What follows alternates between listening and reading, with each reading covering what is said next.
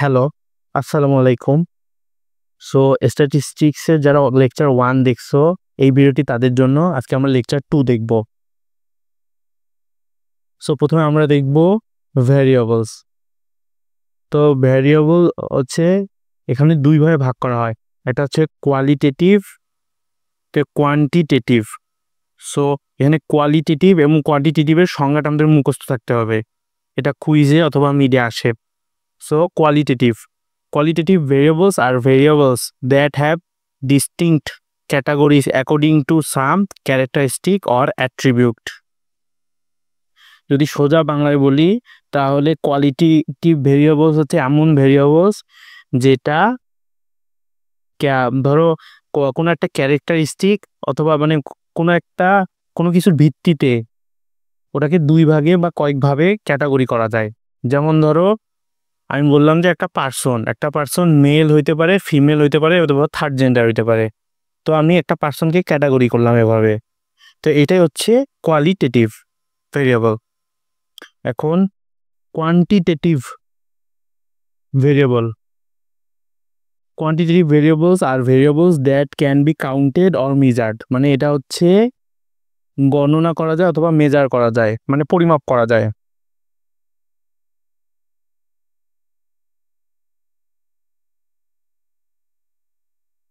যেমন age is a numerical, মানে age হচ্ছে একটা কোয়ান্টিটেটিভ ভেরিয়েবলের উদাহরণ। কেন? People can rank in order according to their value of age. তারপরে আদার এক্সাম্পল হচ্ছে যেমন হাইটস, ওয়েটস, বডি টেম্পারেচার, এগুলা সবাই হচ্ছে কোয়ালিটেটিভ ভেরিয়েবল। এগুলা কোয়ালিটেটিভ ভেরিয়েবল ক্যান, যেমন বডি টেম্পারেচার কত, এটা কিন্তু কাউন্ট করা যায়। ওয়েট কি করা যায়? মেজার করা যায়। হাইটও মেজার করা যায়, যে হাইট এত পয়েন্ট এত, যেমন 5.6। এখন কোয়ান্টিটেটিভ ভেরিয়েবলস আবার দুই ভাগে ভাগ করা হয়, মানে দুইটা গ্রুপে ভাগ করা হয়। একটা হচ্ছে ডিসক্রিট, একটা হচ্ছে continuous. Discrete variables assume values that can be counted. Discrete হচ্ছে এমন একটা ভেরিয়েবল যেটা কাউন্ট করা যায়।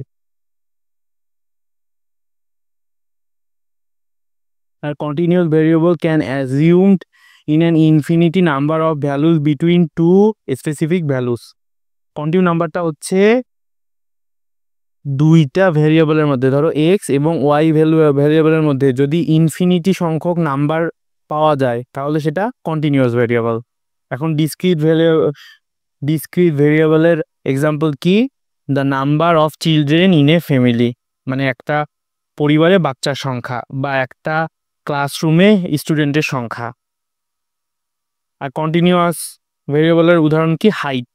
যেমন একটা পার্সনের হাইট কিন্তু 1.64.4, যদি আরেকজনের হাইট হয় 1.65.4, তো এগুলোর মধ্যে ইনফিনিটি সংখ্যক সংখ্যা হইতে পারে। কিভাবে? যেমন 1.640, 1.64, তারপরে 1, 2, 3, এভাবে ইনফিনিটি সংখ্যক সংখ্যা আস্তে আস্তে এর মাঝে ইনফিনিটি সংখ্যক সংখ্যা থাকতে পারে।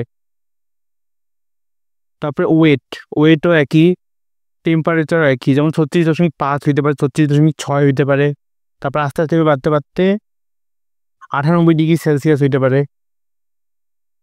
এখন ক্লাসিফিকেশন অফ ভেরিয়েবল। প্রথমে ভেরিয়েবল হচ্ছে কোয়ালিটেটিভ অ্যান্ড কোয়ান্টিটেটিভ, আর কোয়ান্টিটিভ হচ্ছে ডিসক্রিট এবং কন্টিনিউয়াস। এই ছকটা মুখস্থ রাখতে হবে, ছকটা দেয় কুইজে।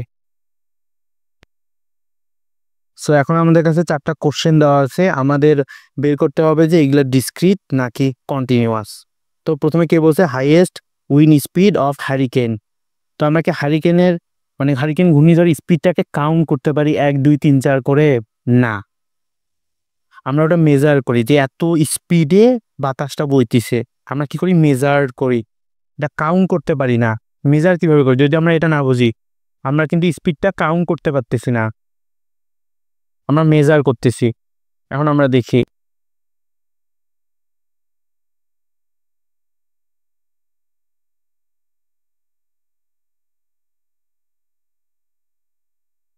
সো এই যে এটা হবে হলো মেজার, তো এটা হবে continuous variable, they are obtain by measuring. So এটা হবে মেজার। দেখি আনসার কি দেওয়া আছে, continuous, since the wind speed must be measured. তো এখন আমরা দেখব the weight of baggage on plane. আচ্ছা, ওয়েটের ক্ষেত্রে আমরা কি দেখছিলাম,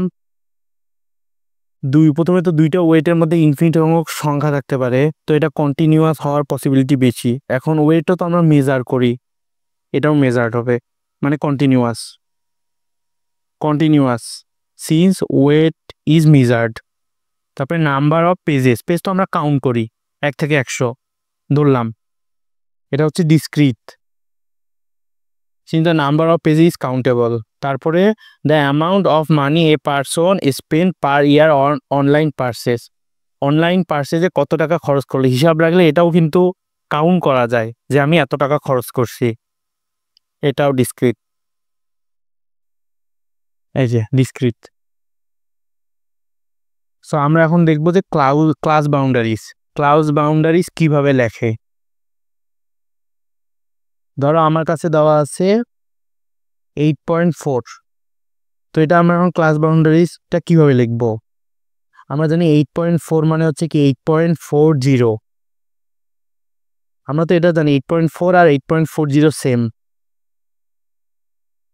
আচ্ছা, এখন যদি এটা ক্লাস বাউন্ডারিজ বের করতে বলে আমরা কি করব, প্লাস মাইনাস 0.05, যারা ম্যাথ ভালো বুঝি তারা অলরেডি বুঝে গেছি যে এটা কি হবে, আর যারা একটু কম বুঝি তারা ক্যালকুলেট করে নিব যে 8.35 আর এটা হবে হচ্ছে 8.45। সো এইটা আমাদের হচ্ছে আপার লিমিট, এটা হচ্ছে লোয়ার লিমিট, এই যে এইভাবে বাকিগুলো ক্যালকুলেট করা হয়েছে। তো এখন আমরা এই এক্সাম্পলটার জন্য দেখব এখানে কি আছে 138, আমি ধরলাম এটা 138.0, দশমিকের পর একটা 0 দিলে তো ভ্যালু চেঞ্জ হয় না আমরা জানি, তো এটার সাথে প্লাস মাইনাস করব 0.5, তাহলে আসবে হচ্ছে 137.5, যখন 5 মাইনাস হবে আর আসবে 138.5। এখন বলবেন যে ভাইয়া এখানে তো 0.05 যোগ করা হইলো আর এখানে 0.5 কেন যোগ করা হইলো। আচ্ছা, এটা মনে রাখার জন্য আমাদের এখানে দশমিকের পরে জয়টা সংখ্যা থাকবে, দশমিকের পরে যদি এখানে দশমিকের পর কি আছে 40, দশমিকের পরে কি আছে 40, মানে দুইটা সংখ্যা, তখন আমরা কি যোগ করব, দশমিকের পরে 0.5 যোগ করব। আর এখানে দশমিকের পরে কয়টা আছে, একটা সংখ্যা আছে 0, মানে 0.0, তা আমরা এখানে কি হচ্ছে 0.5 প্লাস মাইনাস করছি। যেমন এই 3 নাম্বারটা দেখি, এখানে কি আছে 137.63, এখানে দশমিকের পর কি দুইটা সংখ্যা আছে, তো আমরা এটা কি 630 করে দিব আর একটা শূন্য বাড়াই দিব, তাহলে আমাদের কাছে কি আছে এখন দশমিকের পর 3টা সংখ্যা আছে। আমরা প্রত্যেকবার দশমিকের পর আমাদের জয়টা সংখ্যাই থাক, একটা সংখ্যা 0 বাড়াই দিব, বাড়াই দিয়ে সংখ্যা কাউন্ট করবো। আমাদের কাছে কয়টা তাহলে সংখ্যা আছে দশমিকের পর 3টা সংখ্যা আছে, তাহলে আমরা কি করব, এটার সাথে প্লাস মাইনাস হবে 0.005। আচ্ছা, আমি ক্যালকুলেট করে দেখতেছি, 137.6330 প্লাস 0.005, তাহলে আপার লিমিট আছে 137.635 এবং লোয়ার লিমিট আছে 137.625। আশা করি আমরা এটা মাথায় রাখবো। আমি আরেকবার সাম আপ করি, ধরলাম আমাদের সংখ্যাটা দেওয়া আছে 137.63। এখন আমাদের ক্লাস বাউন্ডারিজ বের করার জন্য এর সাথে কিছু যোগ বিয়োগ করতে হবে। এখন কোশ্চেন হচ্ছে কত যোগ বিয়োগ করব সেটা কিভাবে বুঝবো, আমাদের যে সংখ্যাই দেওয়া থাকবে দশমিকের পরে যে দুইটা সংখ্যা আছে তারপরে আরেকটা শূন্য লাগাই দিব, এখন কি আমার দশমিকের পরে 3টে সংখ্যা আছে, ঠিক আছে। এখন আমি দশমিকের পরে 3টে সংখ্যা আছে, তো আমি কি যোগ করব, আমি দশমিক দিব। 3টে সংখ্যার জন্য 2টা 0 একটা 5। এই সংখ্যাটা থেকে এইটা একবার প্লাস করব, এটা একবার মাইনাস করব। মাইনাসটা আসবে প্রথমে, প্লাসটা আসবে লাস্টে। এটাই হচ্ছে ক্লাস বাউন্ডারিজ। আশা করি এবার ক্লিয়ার হয়েছে। এখন আমরা মেজারমেন্টের বিভিন্ন টাইপগুলো দেখব।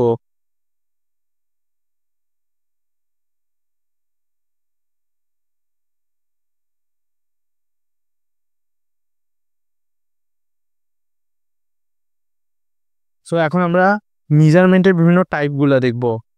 প্রথমটা হচ্ছে nominal level of measurement. This is the lowest level of measurement where data are categorised without any order or ranking. মানে ডাটা ক্যাটাগরাইজড করা হয় কোনো অর্ডার অথবা র্যাঙ্কিং ছাড়া। কিভাবে? যেমন ধরো আমার কাছে একজন মেল আছে এবং একজন ফিমেল আছে, তো মেল এবং ফিমেল আছে, এটা তো কোনোভাবে র্যাঙ্কিং করা যাচ্ছে না, কোনো অর্ডারে র্যাঙ্কিং করা যাচ্ছে না যে মেল আগে ফিমেল পরে, যে মেল আগে ফিমেল পরে অথবা ফিমেল আগে মেল পরে। এখন জিপ কোড, যেমন ঢাকার জিপ কোড হচ্ছে মেবি 1113 এরকম কিছু। তো ঢাকার জিপ কোডের চেয়ে লালমনিরহাটের জিপ কোড আগে লিখবো না পরে লিখবো, এমন কোনো তো অর্ডার বা র্যাঙ্কিং নাই। সো এটা হচ্ছে নমিনাল লেভেল অফ মেজারমেন্ট। মানে এখানে যে ডাটাগুলো দেওয়া থাকবে সেগুলো কোনোভাবেই কোনো অর্ডারে র্যাঙ্ক করা যাবে না, মানে কোনোভাবে অর্ডার করা যাবে না অথবা র্যাঙ্কিং করা যাবে না। এখন ordinal level of measurement. The ordinal level of measurement classifies data into categories that can be ranked. তো এখানে ডাটাগুলো র্যাঙ্ক করা যায়, যেমন কম্পিটিশনে ফার্স্ট, সেকেন্ড এবং থার্ড প্লেস, অথবা মিলিটারি র্যাঙ্কিং আছে, অথবা এডুকেশনাল লেভেল, যেমন হাই স্কুলের চেয়ে বড় হচ্ছে ব্যাচেলার্স, তার চেয়ে মাস্টার্স, তার চেয়ে ডক্টরেট। তারপরে যেমন গ্রেড, যেমন ABCD, তারপরে ধরো A+ সবার আগে র্যাঙ্ক করা যাচ্ছে, তারপরে A-।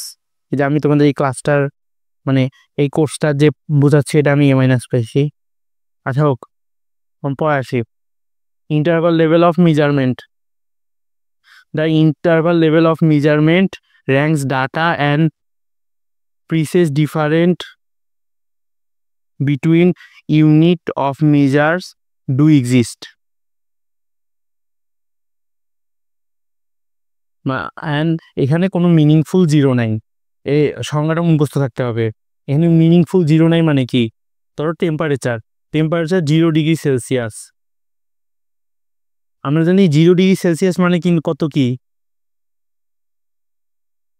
0 ডিগ্রি সেলসিয়াস টেম্পারেচারের পরে -1, তার -2 যদি নিচে আসি, তার মানে 0 ডিগ্রি সেলসিয়াস তাপমাত্রা বলতে কোনো তাপমাত্রা নাই, এটা কিন্তু না। এটা কিন্তু একটা তাপমাত্রা। যেমন আবার আইকিউ স্কোর 0 মানে কিন্তু তার কোনো বুদ্ধি নাই, ব্যাপারটা এমন না, এটা একটা স্কোর। সো এটাই হচ্ছে ইন্টারভাল লেভেল অফ মেজারমেন্ট। এখন ratio. The ratio level of measurement is the highest level of measurement in statistics. এইটার সাথে ইন্টারভালের পার্থক্য কি? এখানে ট্রু 0 পয়েন্ট আছে, এটা কিন্তু মোস্ট ইম্পর্টেন্ট। এখানে ট্রু 0 পয়েন্ট আছে আর ইন্টারভালে ট্রু 0 পয়েন্ট নাই। যেমন হাইট 0 মানে কি? কোনো হাইটই নাই। এজ 0 মানে কি? এজ 0 মানে হতে পারে যে নিউবর্ন বেবি, 1 বছর না হওয়া পর্যন্ত তার এজ 0। সো আজকের লেকচার এই পর্যন্তই ছিল। সবাইকে ধন্যবাদ।